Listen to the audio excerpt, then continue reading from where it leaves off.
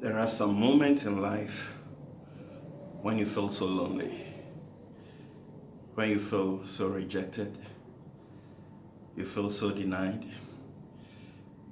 You look around and it looks as if there's no one there for you.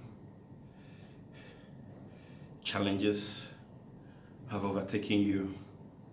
Friends you have around that you thought could be of help and support to you, you seem to find them, but they seems not to be there. Because of course, they have the limits they can go with you when it's moment of challenge. They can go all out with you when the moments are good and smooth. But when it gets to the challenging moment, there is always a limit to friends and family. We then suggest that you should recognize the fact that you owe it to yourself to make your life worth living. For you to succeed, you owe it to yourself. For you to fail, you owe it to yourself. And so, it behoves on you to ensure that you put all the necessary measures that are required to make your future safe and secured for you. Because, trust you me, it isn't that you won't find them in terms of friends and family. You will find them, but mind you, they have very good reasons not to be able to go all the length with you. They equally have their own challenges. They have to also survive and make a statement for as long as they are also on this Mother Earth. And so they can't rule out their account, erase it just for you. They can only erase some to an extent, but the remaining behoves on you to finish it up. And so if you don't take up any step or put down any measure to try to ensure that your life is safe and secure,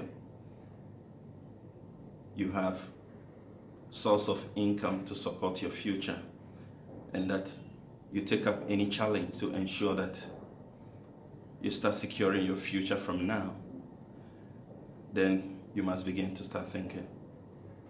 It is very paramount and very, very important to start thinking of your future security. And so, don't just graduate from school and just sit waiting just to be employed. You have a peculiar talent in you, and probably that talent might be directing you towards jobs within the informal sector that might not be acceptable before the society. And so you want to get waiting until you have that decent job from the formal sector to employ you before you find yourself generating income, which is good. But then, if that is not forthcoming and you have a peculiar talent or skill that is tailored towards the informal sector, my brother, my sister, don't reject it, because society might look down upon you. That same society that looks down upon you for stopping you from being able to pick up that job to make a living, that same society will make mockery of you if you fail. And so you want to think as to whether you want to listen and go by societal norms, or you want to go by the ethical norms. That is good. That will generate you the income through value creation and value addition to whatever form of job it might be. It's up to you to add that value to it, because you are educated. And education is a means to an end, and it is not an end in itself. And so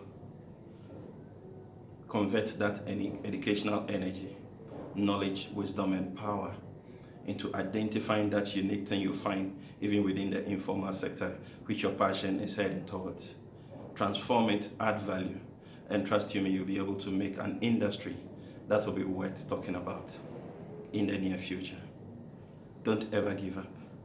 Don't sit aloof. Don't sit waiting. Because remember, time waits for no man. You can tell the clock or the watch you hold right now and ask the second to wait for you for 1 minute and find out whether it will wait for you.